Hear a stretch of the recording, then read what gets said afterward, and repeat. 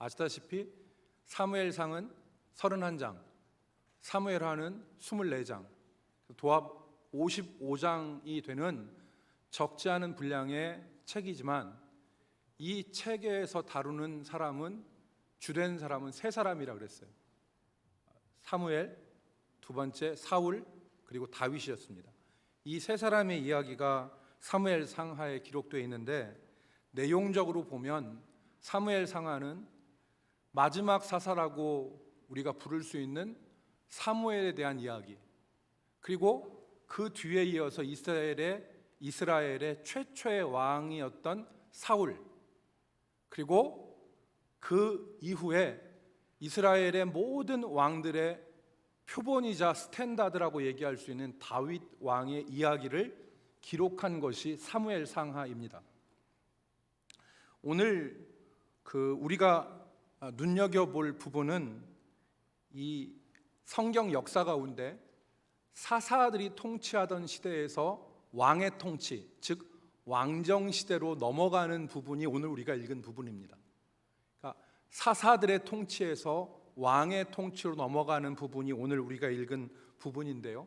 지난 시간의 말씀을 잠깐 떠올리면 이스라엘의 종교와 정치에 있어서 최정점에 있던 엘리와 엘리 가문을 하나님께서 몰락하게 하십니다.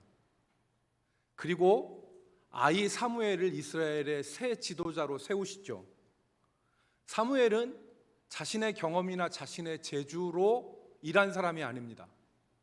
여호와의 말씀을 듣고 그 말씀에 반응하여 하나님과 동행한 사람이죠. 그래서 하나님이 이 사무엘의 말을 하나도 땅에 떨어지지 않도록 사무엘을 붙잡아 주신 거예요. 이 사무엘, 그래서 지난주에 우리가 요절을 같이 외웠죠. 말씀하옵소서 주의 종이 듣겠나이다.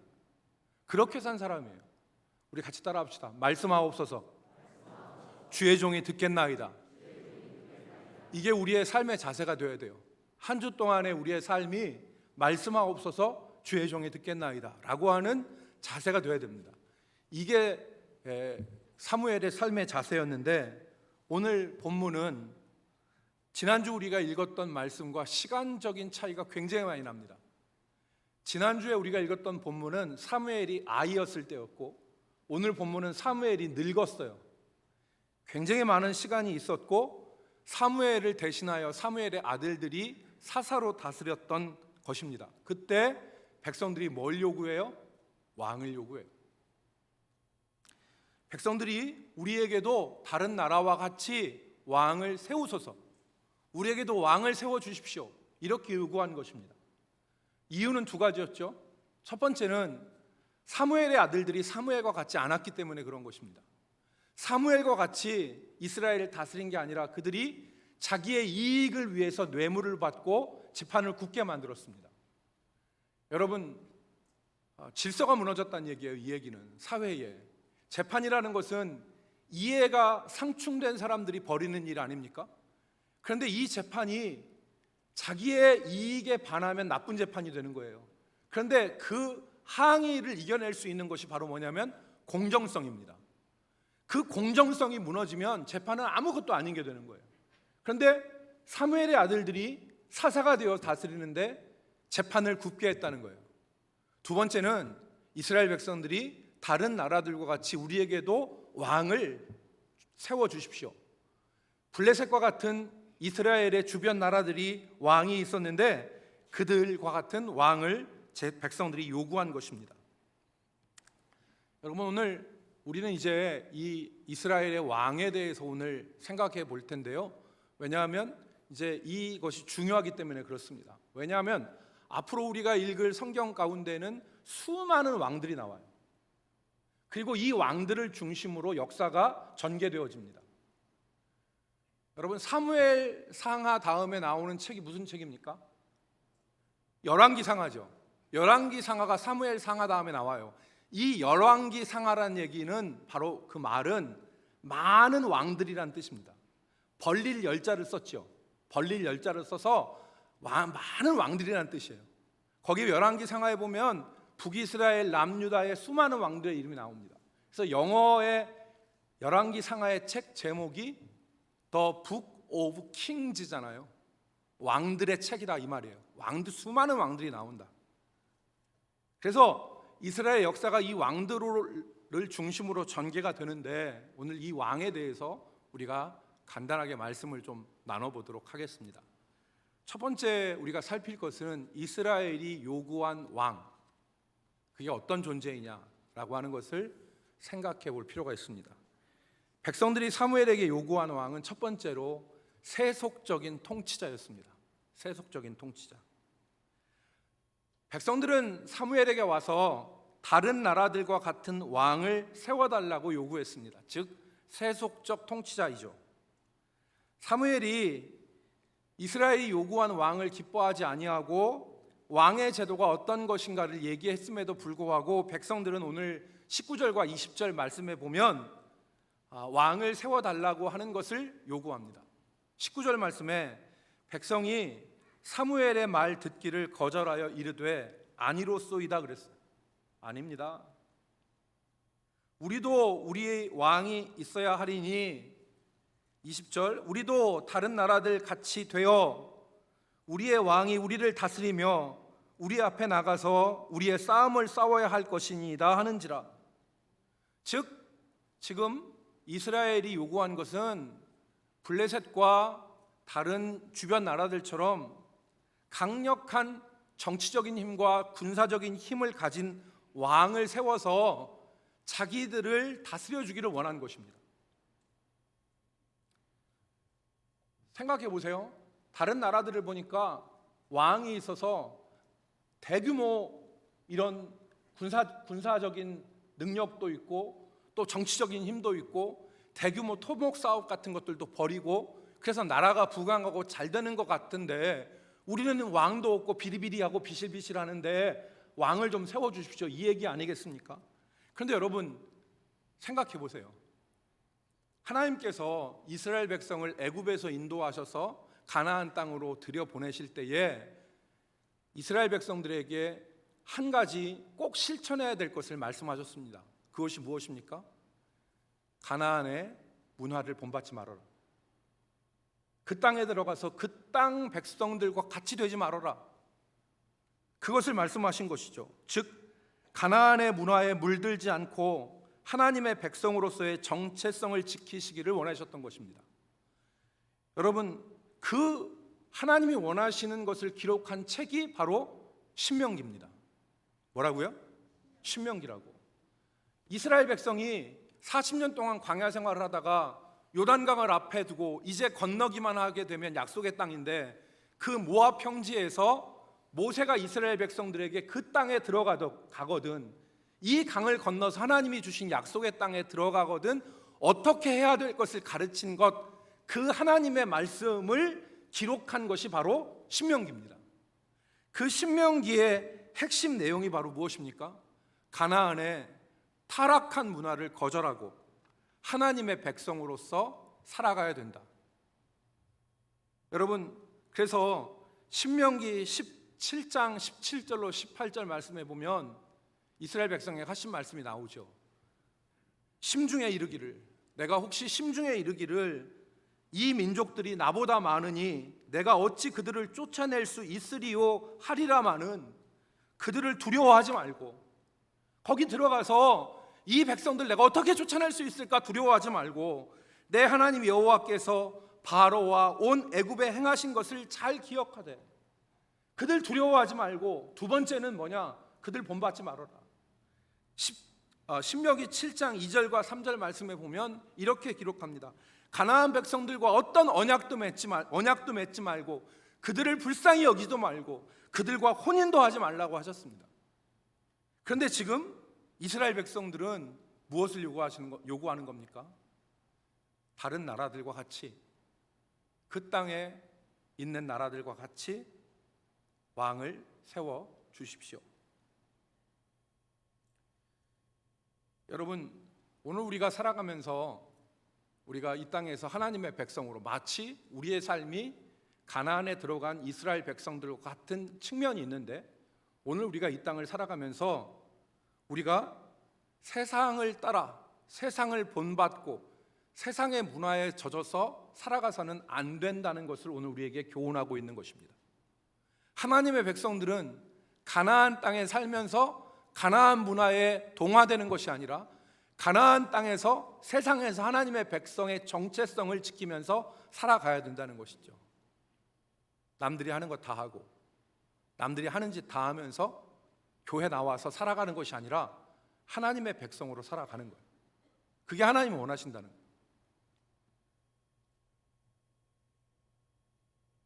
지금 이스라엘이 왕을 요구한 것을 하나님께서 기뻐하지 않으셨습니다. 왜?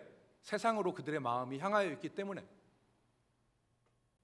여러분, 우리가 세상에서 어떻게 살아가야 될 것인가를 미국의 유명한 신학자 리차드 니버라고 하는 사람이 3가지로 정리했습니다. 크게는 5가지지만 그리스도와 문화라는 책에서 3가지로 정리했는데, 첫 번째가 세상을 향하여서 거부, 세상의 문화에 대해서 거부하는 자세입니다. 이건 담을 쌓고 사는 거죠.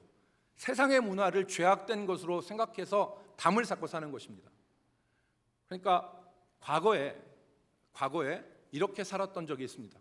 교인들이 극장에 가면 악마의 소굴로 들어가는 것이다. 그래서 아예 교인들 극장 가지 않았습니다. 또 교인들이 파마를 하는 것은 세상의 날라리 문화에 동화되는 것이기 때문에 교인들은 파마하지 않았습니다. 이런 것들이 세상의 문화와 담을 쌓고 사는 것이죠. 두 번째, 니버가 지적한 세상에 대한 문화의 자세는, 두 번째는 동화입니다. 세상에 젖어들어서 세상과 똑같이 사는 것입니다.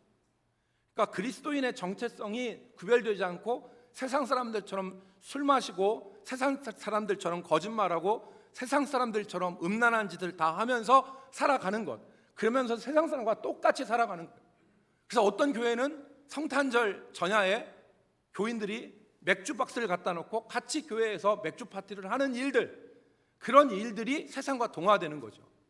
세 번째는, 그러니까 첫 번째는 적대적인 것이고, 두 번째는 동화되는 것이고, 세 번째는 지금 뭐냐면, 세 번째가 니버가 얘기하는 건데, 이게 변혁하는 것입니다. 온 땅의 주인 되신 하나님의 주권을 인정하여서 내 삶의 자리에서 하나님의 말씀과 하나님의 법이 세워지는, 하나님의 다스리심이 있는 것으로 통치하시는 하나님의 주권을 세워드리는 변혁적 자세, 오늘 우리가 사모해야 될 것이죠. 잘못된 관행과 부패가 만연한 어느 공동체에 한 그리스도인 들어가서 그 부패와 만연된 부정을 다 갈아엎어버리고 정직과 진실과 공의가 지배하는 하나님의 나라를 세우는 것, 그것이 하나님이 원하시는 것입니다. 오늘 우리는 그러한 자세를 가지고 세상에 파송된 것이죠. 내가 일하는 직장, 내가 일하는 자리, 우리의 가정, 우리의 교회가 하나님이 다스리시는 하나님의 나라가 되도록 하는 것이 우리의 사명입니다.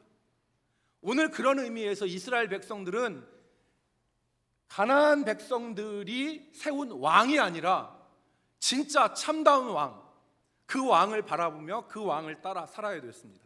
그런데 이스라엘 백성들은 정체성을 잃어버리고 세상 왕을 취했던 것이죠. 그래서 첫 번째는 세속적인 왕이고, 두 번째 이스라엘이 요구한 왕은 어떤 왕이냐면 보이지 않는 하나님이 아니라 보이는 왕을 요구했던 것입니다. 하나님은 보이지 않습니다.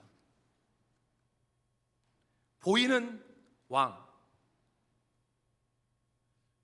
그것을 요구한 것이죠. 여러분, 원래 왕의 통치가 나쁜 것이 아닙니다.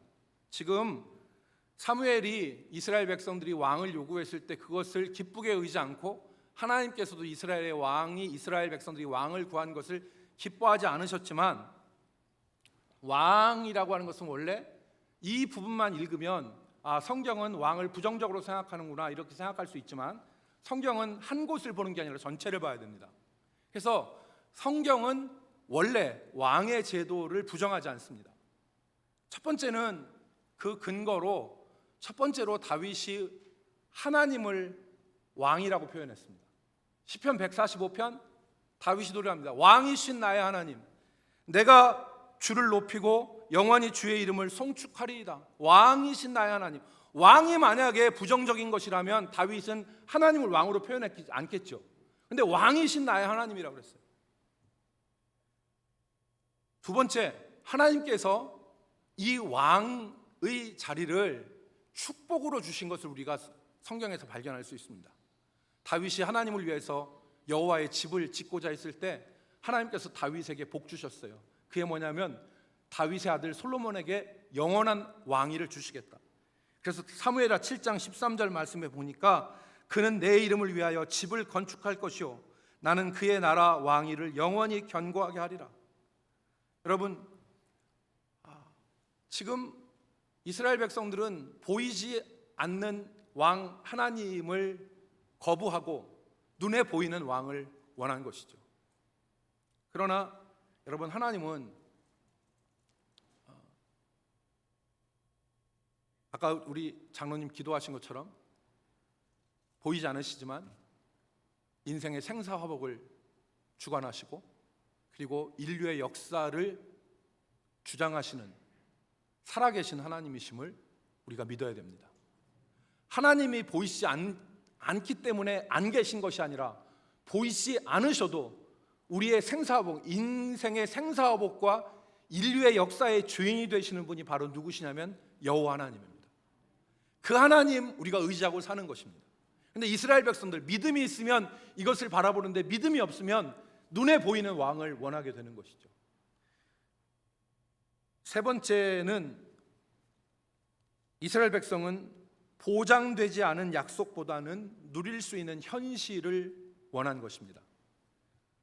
보장되지 않는 하나님의 약속은 보장되지 않죠. 하나님의 약속은 미래에 가서 이루어지는 거예요. 그런데 이스라엘 백성은 보장되지 않은 하나님의 약속보다 현재 누릴 수 있는 현실의 진리를 더 택한 것입니다. 하나님이 약속을 이루시는 것을 신뢰하지 못하고 눈에 보이고 현재 누릴 수 있는 왕이라고 하는 제도를 이스라엘 백성들은 원했던 것입니다. 그런데 여러분, 하나님의 약속은 반드시 이루어집니다. 보장되지 않은 약속이 아니라 보장된 약속입니다. 지금 현재 우리가 하나님의 말씀을 손에 쥘 수 없지만 믿음으로 그것을 바라보면 하나님께서는 그 약속을 이루시는 분이시죠. 그래서 여러분, 이사야 55장 10절과 11절 말씀 우리 잘 아는 말씀 아닙니까? 같이 읽어보겠습니다. 하나님의 말씀이 헛된지 헛되지 않은지. 이사야 55장 10절 11절. 이는 시작. 이는 비와 눈이 하늘로부터 내려서 그리로 되돌아가지 아니하고 땅을 적셔서 소출이 나게 하며 싹이 나게 하여 파종하는 자에게는 종자를 주며 먹는 자에게는 양식을 줌과 같이 11절. 내 입에서 나가는 말도 이와 같이 헛되이 내게로 되돌아오지 아니하고 나의 기뻐하는 뜻을 이루며 내가 보낸 일에 형통하리라. 아멘. 하나님의 약속은 보장되지 않은 것이 아니라 현재는 줄 수 없지만 하나님께서는 반드시 그 약속이 헛되이 내게로 돌아오지 않고 땅을 적셔서 소출이 나게 하고 파종하는 자에게는 곡식을 주게 하시는 열매로 역사하시는 하나님이시라는 것을 우리가 기억해야 됩니다. 오늘 지금 이스라엘 백성들은 그 하나님을 거부한 것입니다. 사무엘과 여호와 하나님께서 이스라엘의 요구를 기뻐하지 않으신 것은 그들이 보이지 않는 하나님을 거부하고 보이는 왕을 원했던 것이고 하나님께서 약속하신 것을 믿지 못하고 현실에서 취할 수 있는 진리라고 하는 것을 선택했기 때문에 그런 것입니다. 두 번째, 우리가 생각할 것은 세속적인 왕이 어떤 존재냐? 세속적인 왕이 어떤 존재냐? 오늘 사무엘은 이스라엘 백성들에게 이 그들이 구한 세속적인 왕의 실체를 말했습니다. 그들이 생각하기에 이 왕은 현실적이고 그냥 보이지 않는 하나님 뭐 이런 그 추상적인 말이 아니라 현실적이고 손에 쥘 수 있고 자신들의 안전과 행복을 보장할 수 있는 강력한 대안이라고 생각했지만 사무엘은 세속적인 왕의 실체를 얘기해 줬어요. 9절 이하에 오늘 우리가 읽은 본문을 넘어가서 9절 이하에 그것이 기록되어 있는데 백성들의 안전과 안정 그리고 행복을 이 세속적인 왕이 보장한 것이 아니라 이면이 있다, 다른 면이 있다, 이것을 지금 사무엘이 말하는 것입니다. 12절 말씀해 보니까 백성들을 노예로 만들어서 자기 밭을 갈게 하고 자기 무기를 만들게 하고, 14절 말씀해 보니까 백성들의 밭과 포도원과 감람원에서 제일 좋은 것을 취하여 자기 신하들에게 주고, 15절만 보니까 곡식과 포도원의 11조를 거두어 가고, 그리고 백성들의 아들과 딸들을 데려다가 종으로 만들어서 일하게 하는 존재가 너희들이 원하는 세속적인 왕이다, 이걸 가르쳤습니다. 여러분, 인간의 권력은 어떤 것이든지 자기중심적입니다. 동서고금을 막론하고 왕이나 권력 모두는 자기중심적이에요. 어떤 한 학자가 인간의 권력을 세 가지로 구분했습니다. 첫 번째는 선출된 권력이 있고, 두 번째로는 폭력으로 휘어잡은 권력이 있고, 세 번째는 상속으로 이어받은 권력이 있다고 그래요. 그런데 이 세 가지 어떤 권력도 다 자기중심적이다. 자기의 권력을 강화하는 데 혈안이 되어 있는 것이 세상의 권력, 왕입니다. 여러분, 그 고대 이탈리아 옆에 있는 시칠리아라고 하는 섬 있잖아요. 장화같이 생긴 이탈리아의 옆에 보면 시칠리아라는 섬이 있는데, 이 시칠리아에 디오니시우스라고 하는 그 참주가 있었는데, 이 사람이 지금부터 한 2000년 전 사람입니다. 그런데 이 사람이 선출된 참주였어요.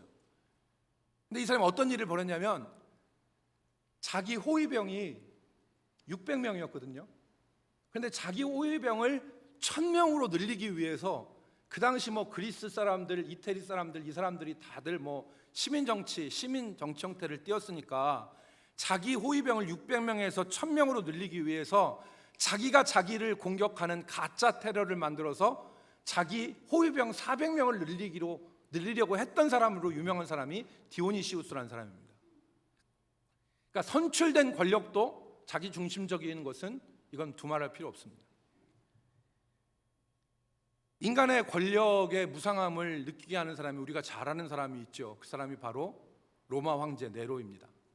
네로는 기독교인을 박해했습니다. 그런데 이 네로가 권력의 참담함을 보여주는데, 네로의 어머니 생모가 누구냐면 아그리피나라고 하는 여인입니다.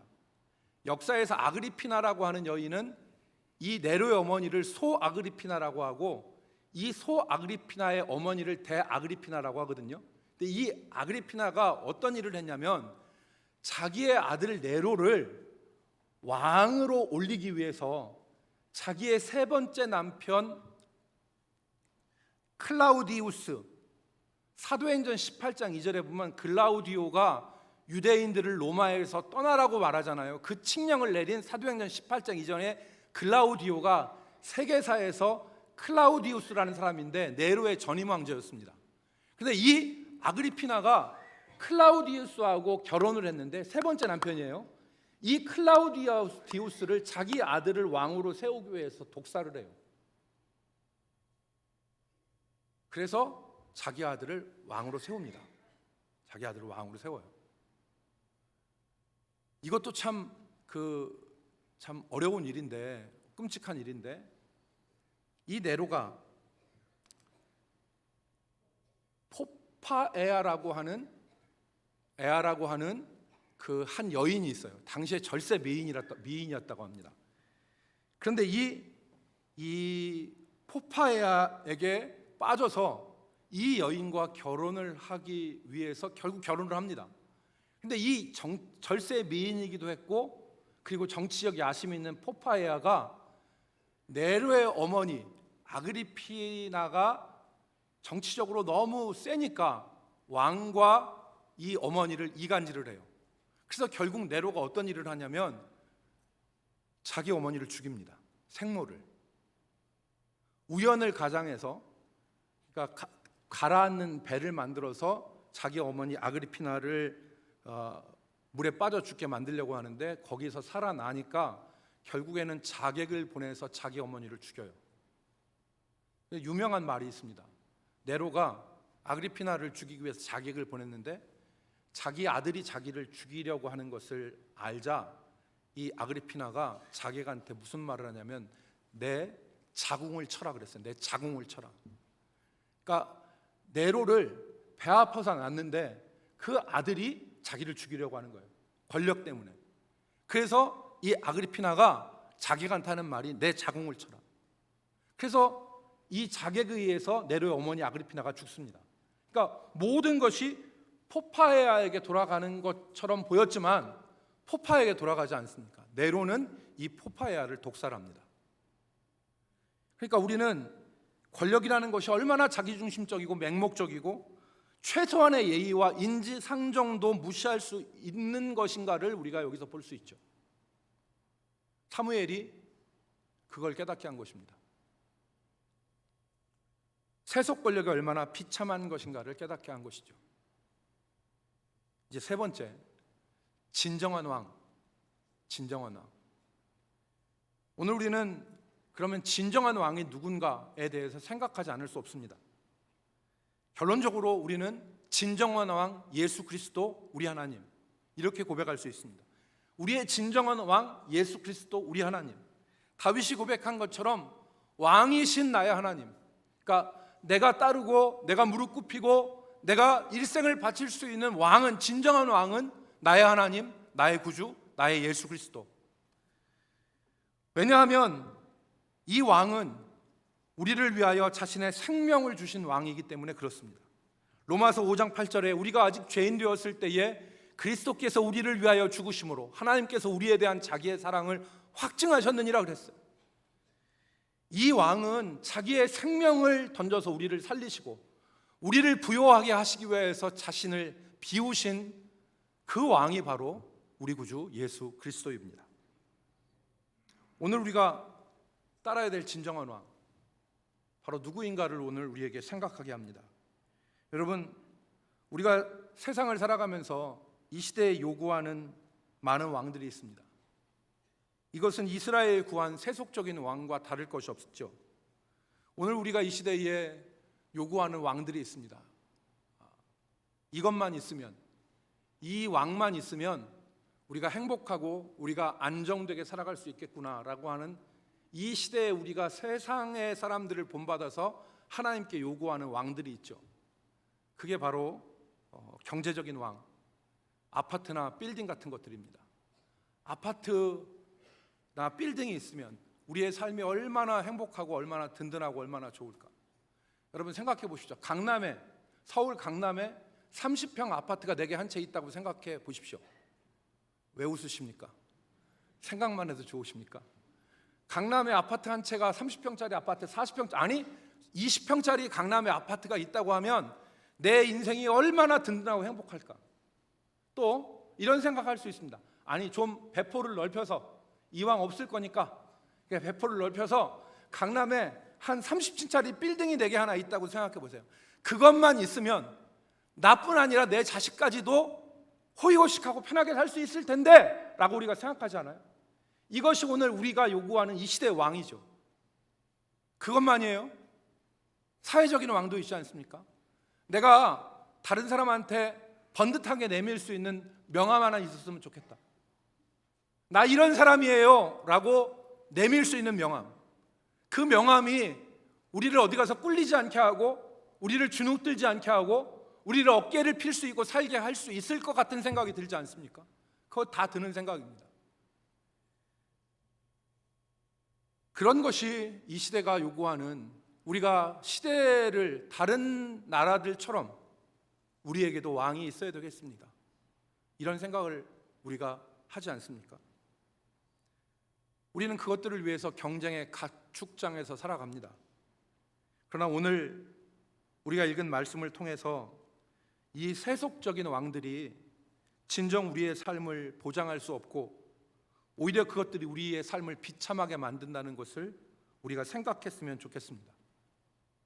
진짜 우리의 왕이 누구인가? 우리가 구할 왕이 누구인가?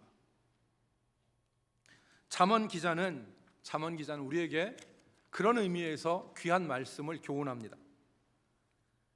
그것은 우리가 아파트와 빌딩 그리고 다른 사람들에게 내놓을 수 있는 멋진 명함이나 사회적인 자리를 우리가 어떻게 대해야 될지를 우리에게 깨닫게 하는데, 잠언 30장 7절로 9절에 있는 말씀을 우리가 같이 읽었으면 좋겠습니다. 잠언 30장 7절로 9절입니다. 내가 두 가지 일을 주께 구하였사오니 내가 죽기 전에 내게 거절하지 마옵시소서. 곧 헛된 것과 거짓말을 내게서 멀리 하옵시며 나를 가난하게도 마옵시고 부하게도 마옵시고 오직 필요한 양식으로 나를 먹이시옵소서.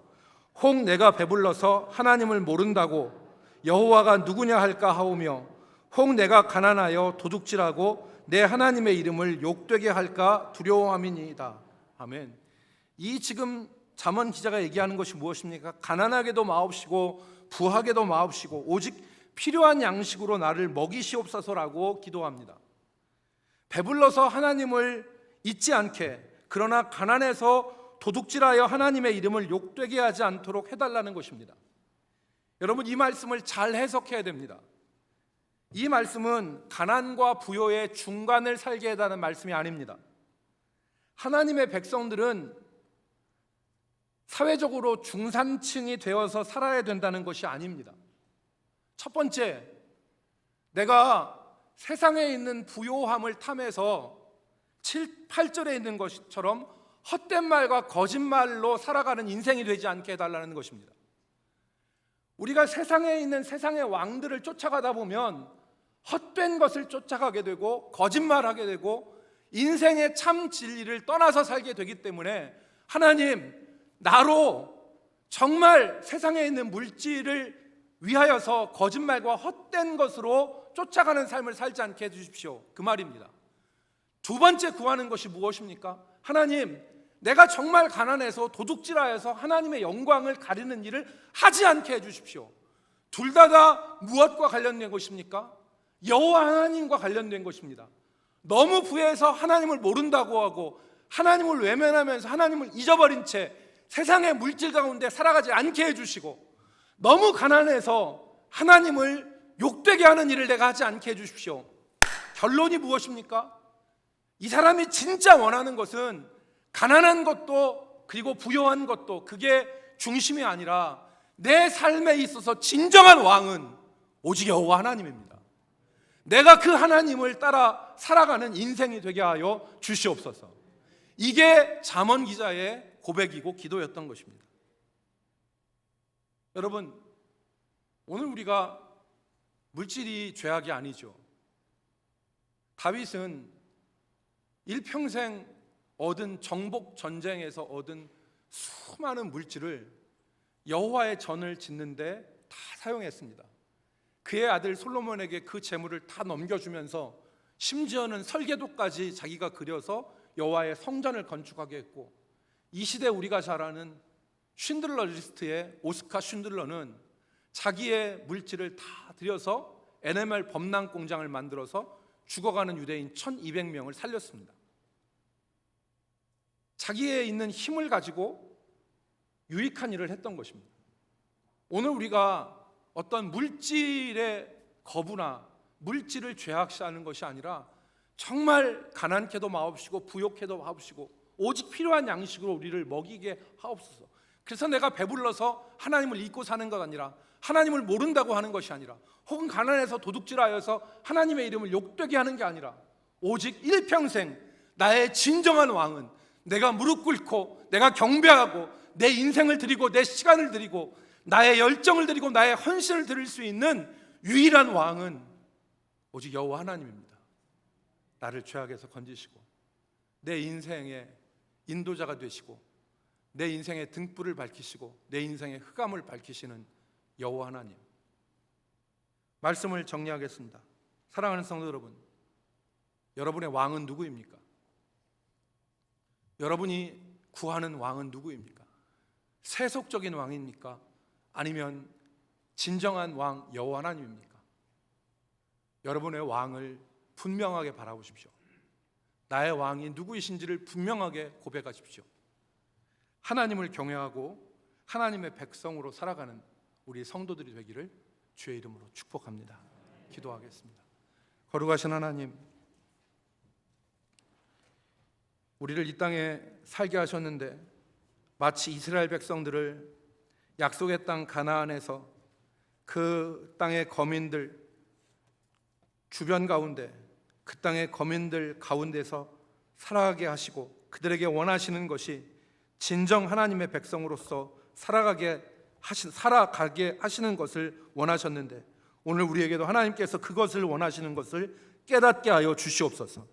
세상 사람들이 바라는 것과 똑같은 왕들을 우리가 구하지 않게 하시고, 정말 인생에서 우리가 왕으로 고백할 분은 하나님 한 분이심을 우리가 인정하고 그 하나님 바라보며 그 하나님과 동행하는 저희들 되게 하여 주시옵소서. 예수 그리스도의 이름으로 기도 올리옵나이다. 아멘.